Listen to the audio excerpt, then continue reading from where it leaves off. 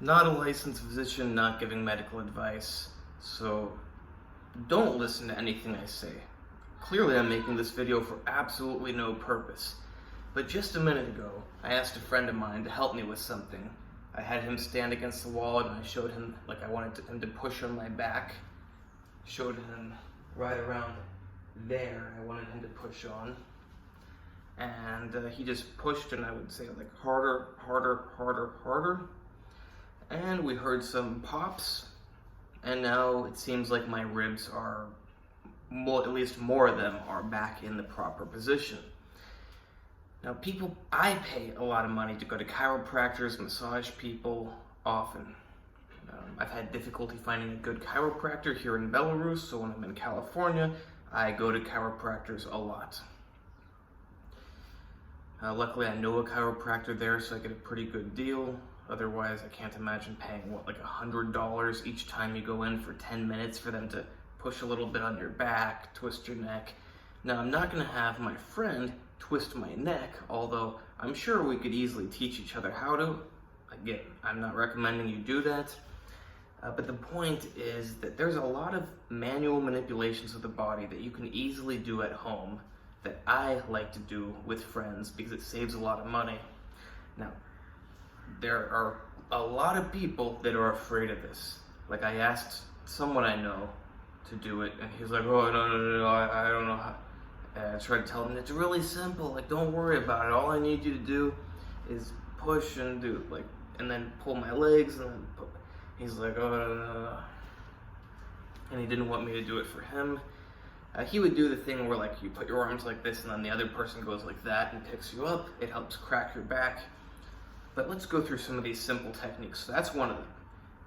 Person goes like this, breathes in, other person goes around and goes like that. And it cracks your back. So what I just did, if you go to a chiropractor, they'll typically have you lay on a table. I didn't feel like laying on the ground. You can't lay on a bed unless you have a really, really hard bed. I don't know why you would, but if your bed's really hard, you can lay on your bed, but you need a hard surface, the ground or a wall. I don't see any reason to do it on the ground. So I just went up against the wall, and I have my ribs pop out of place, so it's on one side of my spine. I just need someone to push them back. It's not that they have magical vision and they know exactly what angle to push it at. It's just that when something is meant to be in a certain place, if it kind of comes out of place, it just needs a little helping hand. It doesn't really matter exactly how, like obviously you don't want to push it exactly the wrong direction, but it just needs a little help to it's meant to be in there, it fits well. So, it's not a joint like this, but still there's structures where it's kind of like that. Point is, there is a space that it's meant to be in. It fits well in that space. So when you give it that little help, there's a good chance it's going to go back into that space. Now the problem is if you wrestle or something, it can very easily come out of that space. That's my problem. It's like I'll fix my back, it feels great, and then I go and I wrestle again and it feels really bad. Sadly, I should probably not wrestle. I've had very bad injuries in the past, so now stuff like wrestling doesn't work so good for me. And I'm not saying it's bad for everyone. If you haven't messed up your whole body with serious injuries, your things can stay in place and you can wrestle, and there's a much lower chance that things will come out of place. For me, everything has already been screwed up. So everything is stretched out, everything is worn. I don't know exactly what's happened to everything. I have damaged my whole back from head to tailbone. Yeah. So we covered those two, the breathe in and the pushing on either side of the spine to pop the ribs back into place.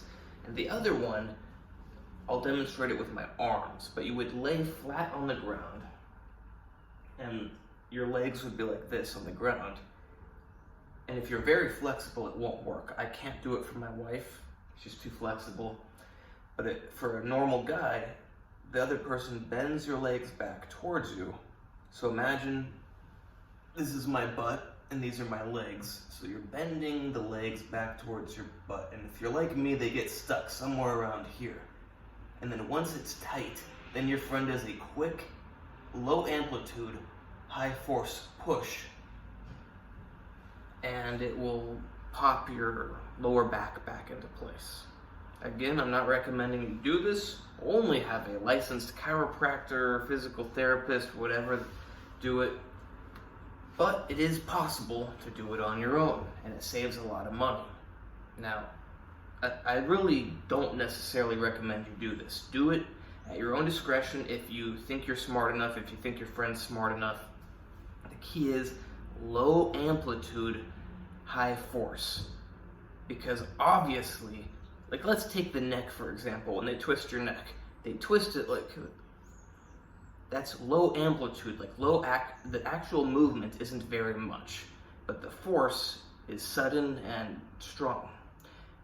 Obviously, that is okay, whereas high amplitude, like if you try to twist the head all the way around, is going to do some serious damage to the person.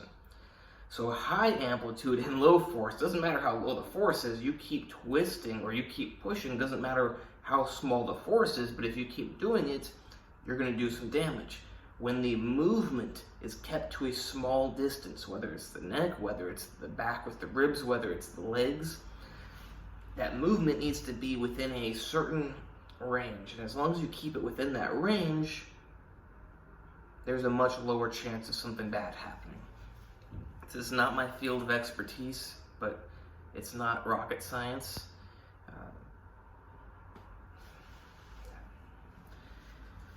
So we've covered 3.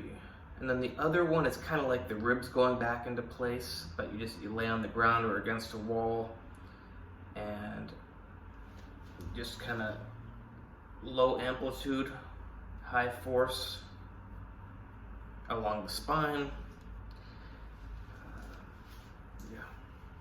Helps get your spine back into place. So I think that's pretty amazing.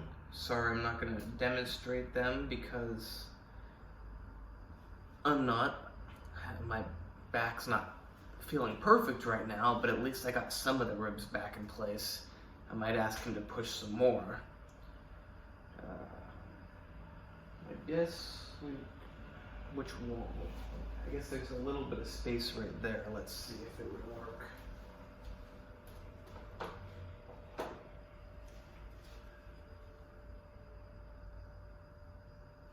I guess it would, although I'm not really sure what you would see.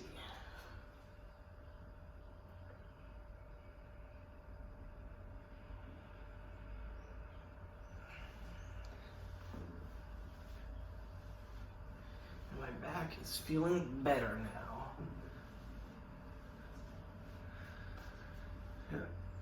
Chances are I'm gonna ask him to do it again later, but at this exact moment, I'm thinking I don't want to chance it, because if everything's good, don't do this stuff. You do this stuff when things are not good. And I'm not saying I feel perfect right now, but I felt this bad, and now I feel this bad, and I would rather stay this bad than go back to that bad. It's very rare that you'll go from that bad all the way down to 0. There's a lot of videos online where people go to chiropractor, they twist their neck, they're like, oh, I feel perfect. It doesn't tend, at least for me, it doesn't work that way. I go to the chiropractor afterwards, I feel pretty much the same, but then I go and I go and I go and I go, and eventually things are good. I can feel a bit better like I do right now, but it's not going to be, it is enough better that I'm glad I did it. But yeah, it's not all of a sudden everything's gone. And if you're messed up like I am, it goes back in place and then it quickly comes out of place. A theory I have is if you keep it in the right place long enough, that you let all the ligaments and everything around it strengthen, then it should be less likely to come out of place. For me, that's hard because I like to wrestle, but I shouldn't wrestle. So yeah, this can potentially save you a lot of money. I'm glad I know it. Still tempted to Do some more right now.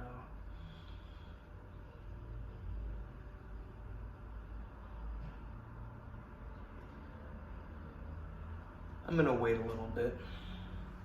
Please like, subscribe, and comment. Check out the other videos. Check out my Instagram, Andre Hutch, ANDREYHUTCH.